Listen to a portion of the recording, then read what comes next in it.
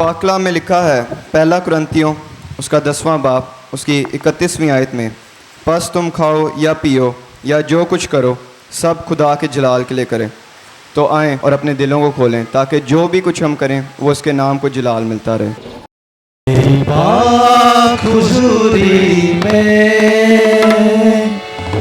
बख्शिश करते हैं।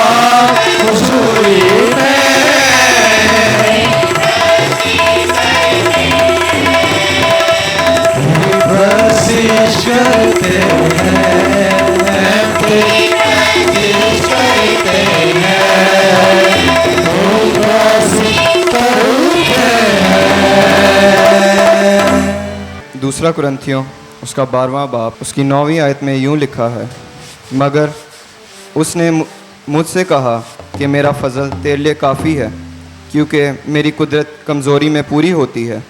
बस मैं बड़ी खुशी से अपनी कमज़ोरी पर फ़ख्र करूँगा, ताकि मसीह की कुदरत मुझ पर छाई रहे। आमीन। शायद हम भी आज किसी परेशानी या मुश्किलों से गुज़र रहे होते हैं, लेकिन ये याद रखें कि मसीह का फ़ज़ल और जब हम उसकी हजूरी में आते हैं तो मुश्किल कितनी भी बड़ी हो, वो उसके सामने कुछ नहीं। तो आएँ, अपने दिलों को खोलें और उसकी हजूरी में आएँ।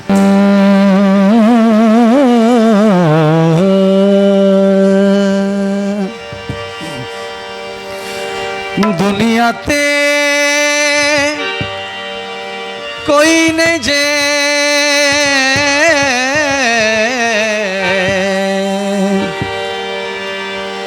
नासरी दे नाल दा,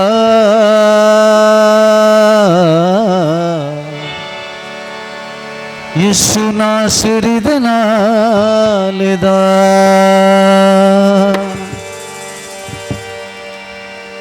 हर कोई आके यीशु बादशाह जलाल दा, बादशाह जलाल दा। हर कोई आके यीशु बादशाह जलाल दा, यीशु बादशाह जलाल दा। हर कोई आके यीशु बादशाह जलाल दा, यीशु बादशाह जलाल दा। दुनिया ते कोई नहीं जे, दुनिया ते कोई नहीं जे नासरी दे नाल दा, नासरी दे नाल दा।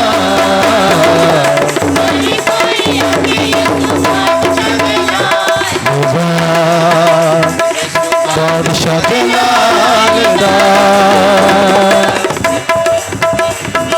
ओदे सुने रूप अगे चन तारे फिके ने, चन तारे फिके ने, चन तारे फिके ने, चन तारे फिके ने। ओदे सोने रूप अगे चन तारे फिके ने, चन तारे फिके ने, चन तारे फिके ने, चन तारे फिके ने। तो सोना यीशु बादशाह जलाल दा, यीशु बादशाह जलाल दा।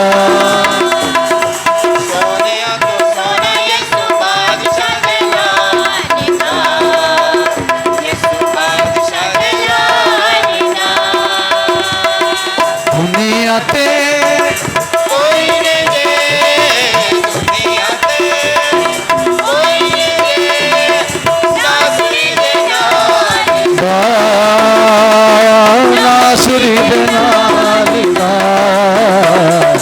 हर कोई आखे यीशु बादशाह जलाल दा,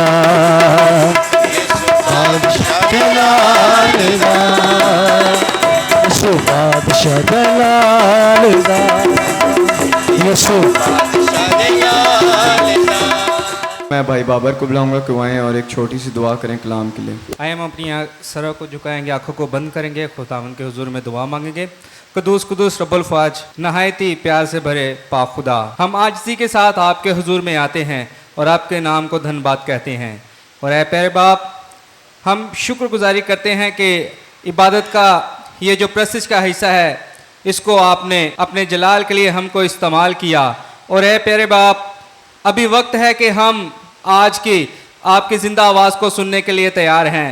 तो प्यारे खुदावंद, हमारे कानों को, हमारे जहन को और हमारे दिलों को प्यारे खुदावंद इस तरीके से तैयार कीजिएगा कि हम आपके कलाम को सुने और प्यारे बाप अपने दिल में उसको जगा दे और अपने जहन में प्यारे खुदावंद उसको इस तरीके से जो है रखें कि जब भी कोई भी हमसे कलाम की बात को सुनने वाला हो, हमसे कुछ पूछने वाला हो, तो हम उसको बयान कर सकें। ऐ प्यारे बाप, आज का कलाम जो है हमारे लिए बाइस रहमत, बाइस फ़ख्र हो।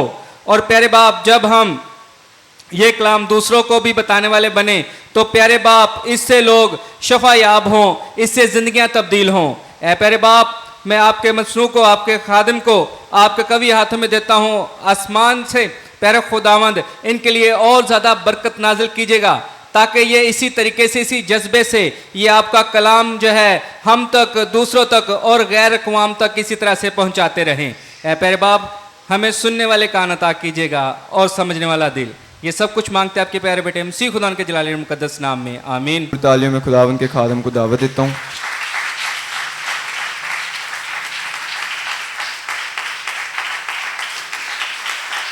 मसीह खुदावंद के बाबरकत जलाली खूबसूरत और फतेहमंद नाम में आप सबों को सलाम। आइए कलाम अक़दस में से हम चंद एक बातें सीखेंगे और ख़ास जो नुक्ता है, जो ऑलरेडी हम जिस पे बात कर रहे हैं उसी पे ही बात करेंगे। मैं सोच रहा था कि जो टॉपिक या उन्वान हमने कई महीनों से शुरू किया हुआ है वो है जी पावर ऑफ द गॉस्पल, इंजील की कुदरत। तो जिस्मानी ख्याल ये आ रहा था कि इतने महीने हो गए हैं तो क्या हम एक ही टॉपिक और इसमें से क्या निकालना, और तो स्पिरिचुअल थॉट उसी वक्त मेरे ज़हन में आया कि जो इंजील 2000 साल पहले जिसका पैगाम दुनिया से स्टार्ट हुआ और आज तक ख़त्म नहीं हुआ, सैम तू इसे कैसे ख़त्म कर सकता है? आमीन।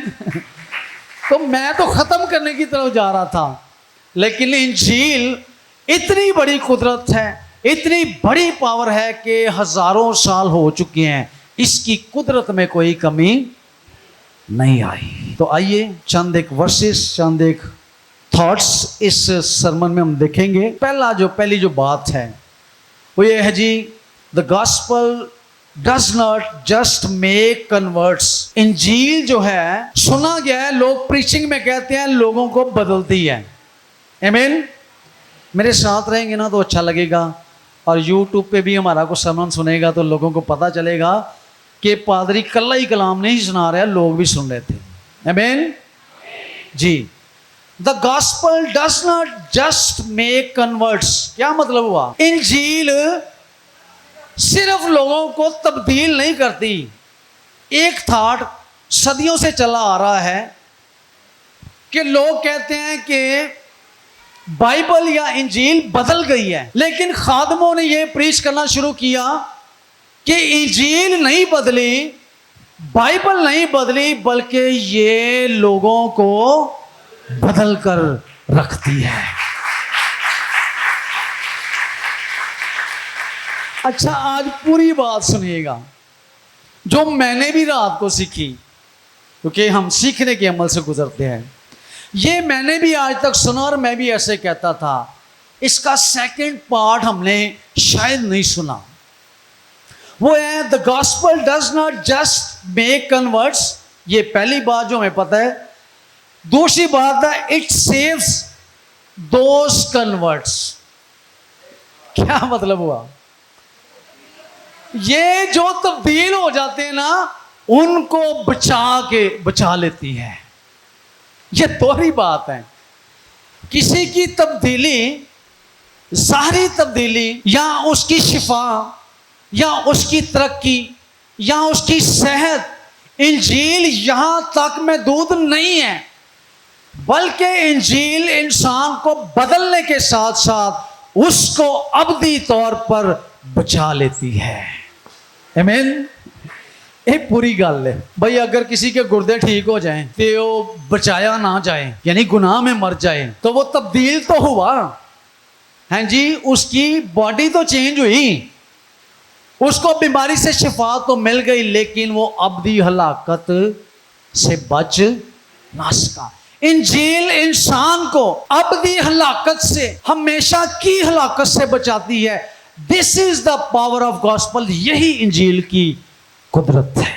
सुनिएगा, ये भी नया थॉट है। हम समझते हैं gospel means not only the 4 gospel. हमारे ज़हन में आज तक 4 अनाजील ही अनाजील हैं। ऐसा ही है। लूका की इंजील, मत्ती की इंजील, यूहन्ना की इंजील और मरकुस की इंजील, ऐसे ही है जी। लेकिन कलाम ये बताता है इंजील ना तो मत्ती की है, ना तो मरकुस की है, ना लूका और यूहन्ना की है। इंजील तो मेरे और आपके यीशु की है। हाँ जी, और वो एक ही है। 4 लोगों ने उसको लिखा जरूर है, लेकिन इंजील की पावर, उसकी कुदरत, उसका बयान, उसकी निजात, उसके अंदर जो अहमियत है वो मैं और आपके यीशु की है। क्योंकि चारों अनाजील में एक ही गुड न्यूज है और वो यीशु मसीह है। कि इंजील जो है सिर्फ यीशु मसीह के वाकयात नहीं है। प्लीज सुनिएगा, यानी हम समझते हैं कि यीशु मसीह के ज़िंदगी का जब वो पैदा हुए हैं और आसमान के उठाए जाने का हाल अनाजील में लिखा हुआ है। ये तो वाकयात हैं, ये तो डॉक्यूमेंट्री है, ये तो रेफरेंस है कि यीशु कैसे रहा। असल इंजील ये है कि जो यीशु को जानता है, उसके मौजज़ों को नहीं, हैं जी, उसके कामों को नहीं, बल्कि यीशु को पर्सनली, इंडिविजुअली वो यीशु को जानता है, उसका एनकाउंटर है, ठीक है, वो यीशु को जाती तौर पर मिला हुआ है।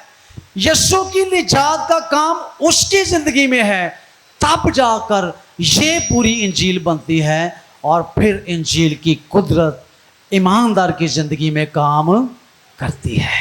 इसलिए रिटन फॉर्म में जो हमारे पास अनाजील है ये ब्लेसिंग है, लेकिन जो स्पिरिचुअल फॉर्म में यीशु मसीह की खुशखबरी, यानी यीशु मसीह खुद हमारे साथ है, ये बड़ी गुड न्यूज है, ये बड़ी ब्लेसिंग है। आमीन। ये कैसे होगा? कोई शख्स जो आपसे दूर या जुदा हो, आपके साथ रहा हो, उसकी चीज जब आप संभाल के रखें, आपके पास हो, तो हम उस चीज को देख के कहते हैं मेरे पापा ने मैनू दी सी, हैं जी, ये मेरे भाई ने मैनू दी सी। ये इंजील एक्चुअली खुदावंद ने अपने लोगों को, यानी मत्ती, मरकुस, लूका और यूहन्ना को दी, और ये आज एज ए गिफ्ट हमारे पास है।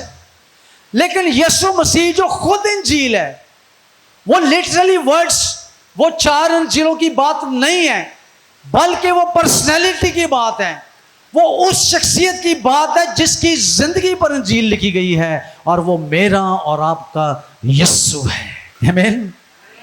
भाई इंजील जब किताबी सूरत में हमारे पास है तो वी रिस्पेक्ट, हम इसकी इज्जत करते हैं। तो जब ये जिंदगी की सूरत में और पर्सनैलिटी की सूरत में, जब ये शख्सियत की सूरत में हमारे साथ, हमारी कबर्ड में नहीं, हमारे बेंच पर नहीं, हमारे किसी जगह पर नहीं, बल्कि हमारी जिंदगी में होगी, तो इसकी कुदरत और भी ज़्यादा हो जाएगी। आमीन। ए मैनू दसो, जो मत्ती रसूल या बाकी सारे रसूल भी कलाम सुना रहे थे, तो क्या उनके पास ये अनाजील थी? हिस्ट्री को जानते हैं, ये तो 3वीं सदी में जाकर सिलेक्ट हुई हैं। मीन्स के उनके पास यीशु वाली इंजील थी। ओके, उनके पास वो ईमान वाली इंजील थी जो अपने दिल में, अपने सीने में लिए फिरते थे, और जहां जहां जाते थे यीशु की इंजील वहां तक पहुंच जाती थी। तो यीशु की इंजील हमारे पास होनी चाहिए जी। ये तब्दील करके बंदे को बचा लेती है, सेव कर लेती है, ठीक है। अच्छा, दुनिया में पावर की बात की जाती है। पावर की बात जब आती है तो बंदे की हैसियत देखकर उसकी पावर का अंदाजा लगाया जाता है। ओके, ऐसे ही जी, मैं गलत तो नहीं कह रहा। कोई वजीर आजम, कोई MLA, कोई बड़ी शख्सियत जब आ रही हो तो कैसे आती है? प्रोटोकॉल कैसा होता है? एंट्री कैसी होती है? हैं जी, कैसी आमद होती है? ये कल परसों मैं भी एक जगह पर गया, लोग आपके रास्ते में खड़े हो जाते हैं, फूल लेके खड़े हो जाते हैं, फिर ऐसे ऐसे करते हैं, फिर अनाउंसमेंट होती है, फिर पीछे नारे लगते हैं, फलाना फलाना बंदे की जय। ये उसकी हैसियत है, उसकी गाड़ी, उसका बंगला, उसका डेजिग्नेशन, उसकी हैसियत, उसका ओहदा है जी, उसकी पर्सनैलिटी ये बताती है कि उसकी पावर कितनी है।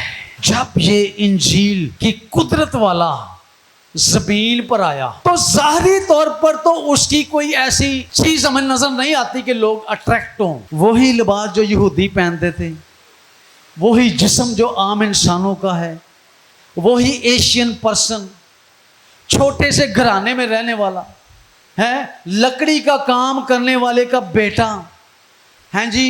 ते लोकी हैरान होके ते इंज खोल खोल के वेखते हैं, हु इज दिस पर्सन, ये तो बड़ाई का बेटा है, ये तो नासरत से है, इसी तो कोई वैल्यू नहीं है, ये तो कोई बादशाह नहीं है, इसका तो कोई मकाम नहीं है, लेकिन इसका मकाम ये है। वो फरमाता है आसमान और जमीन का कुल इख्तियार मेरे पास है। मैं ज़ाहरी हैसियत या पावर की बात कर, इंजील ज़ाहरी तौर पर ऐसी कोई, इसमें आपको कोई बड़ी कोई चीज नजर नहीं आएगी यानी जो अट्रैक्ट करे। ये सिंपली एक बुक है। अच्छा मेरी बात को गलत ना लीजिएगा, यानी ये दुनिया के लिए सिंपली एक बुक है। हम इसको किताबें मुकद्दस कहती हैं, दुनिया इसको बुक कहती है। क्या कहती है जी? और दुनिया ये बताती है कि दुनिया में बेइंतहा किताबें, यूनिवर्सिटीज में, कॉलेजेस में, ऑक्सफोर्ड में, हैं जी, मुख्तलिफ जबानों में इतना लिटरेचर है, इतना लिटरेचर है, लेकिन उन सब किताबों से ज्यादा दुनिया में सबसे ज्यादा पढ़ी जाने वाली किताब इंजील है। आमीन। मेरा बेस्ट फ्रेंड है और खुदावंद ने उसको कन्वर्ट किया। उसका बैकग्राउंड जो था वो दूसरे मजहब से था। वो इस नज़र से बाइबल को पढ़ना शुरू हुआ, एक्चुअली वो प्रीचर था, इन्वेस्टिगेटर था, रिसर्चर था, और उसने एतराज़न बाइबल ली और कहा कि मैं इसको पढ़ूंगा और मैं इस पे इतराज़ उठाऊंगा कि ये बदल गई है, यीशु खुदा का बेटा नहीं है, फलां फलां फलां फलां। और जिस दिन उसको बाइबल मिली, जिस दिन उसने बाइबल को पढ़ना शुरू किया, वो किसी और मजहब का प्रीचर था, आज वो इंजील का प्रीचर है। उसकी फैमिली ने, उसके घर वाले लोगों ने उसको मारने का जो है इंतजाम किया, लेकिन वो जिस्मानी तौर पर भी आज जिंदा है, कभी मिलाएंगे आपको, और रूहानी तौर पर भी यीशु ने कहा जो मर भी जाए तो भी जिंदा रहेगा। ये उस शख्स को तब्दील करने का बाइस बनी। 4 वर्सेस मेरे पास हैं और 4 वर्सेस सिर्फ हम जायजा लेंगे, बहुत सारी चीजें हमने देख ली हैं। पहली वर्ष दुनिया की और बाइबल की और क्रिश्चियनिटी की मशहूर तरीन कुलीदी आयत, ऐसा कंटेंट, ऐसी आयत, पूरी बाइबल उस आयत के इर्द गिर्द गर्दिश करती है। ये जो 66 किताबें हैं ना, ये एक ही आयत में बयान कर दी गई हैं कि क्योंकि खुदा ने दुनिया से ऐसी मोहब्बत रखी कि उसने अपना इकलौता बेटा बख्श दिया, ताकि जो कोई उस पर ईमान लाए हलाक ना हो बल्कि हमेशा की जिंदगी। ये पहली आयत इन 66 किताबों का मजमुआ है, समरी है, ठीक है जी। किताबें मूसा ने भी लिखी, नबियों ने भी लिखी, दाऊद ज़बूर नवीस ने भी लिखी, सहाइफ लिखे गए, ठीक है, लोगों ने इसको लिखा। लेकिन ये आयत जो यूहन्ना ने रूह की रहनुमाई में लिख दी है, ये एक ऐसी हकीकत, ऐसी सच्चाई है कि खुदा का बेटा जो दुनिया में आया, खुदा ने अपनी मोहब्बत के बदले में अपना बेटा दिया, और उसके बारे में लिखा है कि जो कोई उस पर ईमान लाए हलाक ना हो बल्कि हमेशा की जिंदगी पाए। यूहन्ना की इंजील 14वां बाब उसकी 6ठी आयत किसे कह रहे हैं? तोमा रसूल, यीशु का शागिर्द है, शकी बंदा, यकीन ना करने वाला। मैं कहता हूं तोमा ने जो शक किया, उस वक्त का शक आज पूरी दुनिया के ईमानदारों का यकीन बन गया कि यीशु मसीह मुर्दों में से जी उठा है। कोई बंदे ने शक किया कि यीशु पता नहीं जिंदा होया कि नहीं, ये कौन था? तोमा रसूल। तो मैं कहता हूं उसका शक हमारे यकीन में बदल गया। आमीन। तो उससे यीशु कह रहे हैं, वो उदों भी पूछ रहा सी, खुदावंद तू कहां से है, तू कौन है, बाप कौन है? और फिर फिलिप्पस नीचे कहता है कि तू बाप हमें दिखा। बाप क्या है? तो यीशु ने कहा तुम इतने अरसे से मेरे साथ हो तो तुम्हें आज तक यही नहीं पता चला कि मैं और बाप एक है। एक ही पर्सनैलिटी, एक ही शख्सियत, ऐसा जलाल जैसा बाप के इकलौते का जलाल, ठीक है, वो ऐसा बेटा, ठीक है, जो बाप को जाहिर करता है। उसने तोमा रसूल की जिंदगी को बदल के रख दिया। उसका शक यकीन में बदल गया। किस यकीन में? कि यीशु मसीह मुर्दों में से, और वो गवाही देता देता है कितों सीरिया तो टुरया हो, और टुरदा टुरदा तारीख बताती है कि वो टेक्सला में आया और फिर इंडिया में माइलापुर गांव गुजरात के, वहां पर उसने कलीसिया कायम की। उसका यकीन इतना पुख्ता हो गया कि वो यीशु मसीह के मरने के लिए तैयार हो गया। आमीन। उसने इस बात को समझ लिया था कि जान देने तक वफादार रहे तो मैं तुझे जिंदगी का ताज दूंगा। पाकिस्तान से खादमीन बाहर के मुल्कों में एसाइलम लेने इसलिए जाते हैं कि हमें पाकिस्तान में खतरा है। वो खतरा मोल लेने के लिए इस्राइल छोड़कर, फलस्तीन छोड़कर बड़े सगीर में आया और वहां पर उसने शहादत का जाम नोश फरमाया। आमीन। आपका हिजरत करना, बाहर के मुल्क जाना खुदावंद की मर्जी से होना चाहिए और खुदावंद के लिए होना चाहिए। इंजील की कुदरत जब इन रसूलों को चुन ही रही थी ना, यानी यस्सु, इंजील कौन है जी? यस्सु है। इंजील का मतलब क्या है? खुशखबरी। और खुशखबरी कौन है? यीशु मसीह। उसने आके दुनिया को, यहूदियों को, इस्राएल को, गुनाहगारों को उसने एक ऐसी बड़ी खुशखबरी दी, जिंदगी का पैगाम दिया। तो उनकी जिंदगियां ना, जब खुदावंद उनको चुन रहा था तो वो भी बस आगे पीछे सन, और यीशु के पीछे हो रही है। चाहते हुए ना चाहते हुए भी उन्होंने यीशु मसीह की पैरवी करना शुरू कर दी। अब इमाल की किताब पढ़ें और चौथा बाब उसकी 12वीं आयत। ये पतरस जो मछेरा है और शहर से थोड़ा दूर झील के किनारे झील में रहता है, वो बिब्लिकली कॉन्टेक्स्ट से थोड़ा दूर था। यहूदी तो था लेकिन वो इतना मजहबी नहीं था या इतना खुदा को नहीं जानता था। और इस हवाले में तो लिखा है वो अनपढ़ भी था। है जी? वो क्या था जी? पढ़े जरा, पूरी बात पढ़े। अमाल की किताब उसका चौथा बाब और उसकी 12वीं आयत। और किसी दूसरे के वसीला से निजात नहीं, क्योंकि और किसी दूसरे के वसीला से निजात नहीं, यानी यीशु मसीह के बगैर निजात नहीं है जी। क्योंकि आसमान के तले आदमियों को कोई दूसरा क्योंकि नाम, आसमान के तले बहुत सारे बादशाह, देवता, नबी, पैगंबर हैं जी, बड़े ही शफाएं देने वाले, बड़े ही ऐसे लोग हैं, लेकिन एक ही नाम जी। क्योंकि आसमान के तले आदमियों को कोई दूसरा नाम नहीं बख्शा गया जिसके वसीला से हम निजात पा सकें जी। जब उन्होंने पतरस और यूहन्ना की दलेरी देखी, ये लोगों ने पतरस और यूहन्ना की दलील क्या है सुनिएगा। यूहन्ना की दलेरी देखी और मालूम किया ये अनपढ़ और नावाकिफ आदमी है। ये क्या है जी? अनपढ़। कितने लोग यहाँ पे अनपढ़ बैठे हैं? हाँ जी, उठा लें आप, कोई बात नहीं। अनपढ़ बैठे, ठीक है जी। अनपढ़ और नावाकिफ आदमी है तो नावाकिफ ताज्जुब किया। नावाकिफ यानी इनको तो कोई पता नहीं है, तो ये क्या करते हैं जी? तो ताज्जुब किया, हैरान हुए। उसने, पतरस ने, उसके ईमान ने, उसके अंदर जो इंजील की कुदरत थी, उसने लोगों को, पढ़े लिखों को, फरीसियों को, फकीयों को ताज्जुब करने पर मजबूर कर दिया जी।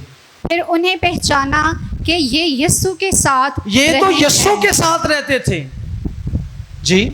और उस आदमी को जो अच्छा हुआ था उनके साथ खड़ा देखकर कुछ खिलाफ ना कौन कह आदमी सके। अच्छा हुआ था इस हवाले में? बोले बाइबल पढ़ा करें। कौन से? नातवान आदमी। ये कौन है जी? ओ, हवाले में पढ़ ले। कौन है? बंदा कौन है जो ठीक हो गया है? मेरी तरफ ना देखे, वाले में पढ़े कौन है?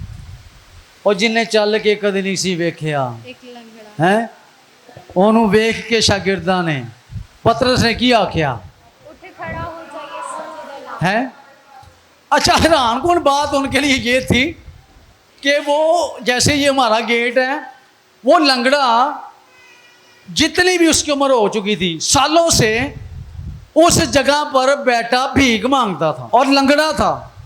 कितने? 40 साल। अच्छा चले 40 साल। वो इतने अरसा से वहाँ पे भीख मांग रहा था, और वहाँ से लावी भी गुजरते थे, प्रीचर भी गुजरते थे, हैं जी, फ़कीह फरीसी भी गुजरते थे, बड़े बड़े रूहानी लोग भी गुजरते थे, पढ़े पढ़े लिखे लोग भी वहाँ से गुजरते थे। लेकिन वो अगर 40 साल से वहाँ पर बैठा था तो वहीं पे बैठा था।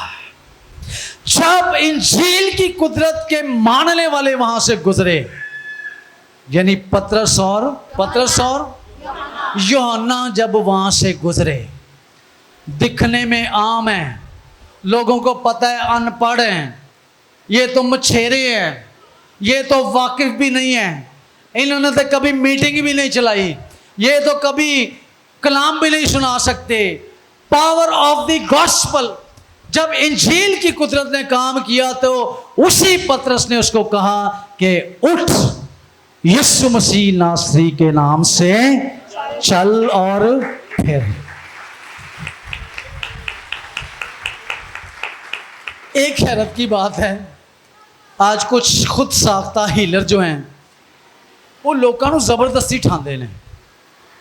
बंदे को दर्द हो रही होती है तो खिंच खिंच के ठांदे ने ताकि एक मूवी क्लिप बन सके। ऐसा मूवी क्लिप जो इस बाब में है, यानी मूवी है ना, स्टोरी है ना, मैं समझता हूं अगर इंजील की कुदरत काम करती है, वाकई कोई हीलर है, तो वो वैसे ही किसी को कह देना उठ और यीशु मसीह नासरी के नाम से चल फिर, वो बंदे फड़ फड़ के ले आते हैं उन्होंने। मैं गलत तो नहीं कह रहा? तो कई दफ़ा धक्का दे दे के कहते ने चल के दिखाओ, नहीं, वो खुद उठा और वो चलने लगा। आखिरी आयत, रोमियो का खत 6 बाब उसकी 23वीं आयत, वो बंदे का बयान है जिसकी ज़िंदगी में इंजील की कुदरत काम कर गई। रोमियो उसका 6 बाब और उसकी 23वीं आयत, क्योंकि गुनाह की मजदूरी मौत है, मगर खुदा की बख्शिश हमारे खुदावन यीशु मसीह में हमेशा की ज़िंदगी है। आमीन आमीन। इस वर्ष या इस पूरे बाब को आपने जाके पढ़ना है। ठीक करेंगे? ऐसा 6 बाब जाके पढ़िएगा, और इसमें खुदावंद यीशु मसीह के फजल, उसकी इंजील की कुदरत को देखिएगा कि वो क्या काम करती है। क्योंकि जब तुम गुनाह के गुलाम थे तो रास्तबाजी के एतबार से आज़ाद थे, यानी दूर थे, ठीक है। और फिर बस जिन बातों से तुम अब शर्मिंदा हो, और उनसे तुम उस वक्त क्या फल पाते थे, क्योंकि उनका अंजाम तो मौत है। मगर अब गुनाह से आज़ाद और खुदा के ग़ुलाम होकर तुमको अपना फल मिला, जिससे पाकीज़गी हासिल होती है, और इसका अंजाम हमेशा की ज़िंदगी है। कोई डॉक्टर, कोई इंजेक्शन, कोई टैबलेट, कोई नई स्ट्रेटजी, कोई वैक्सीन, कोई दम दरूद, कोई ऐसी दुआ शायद इंसान को कुछ सालों तक जिंदा रखे।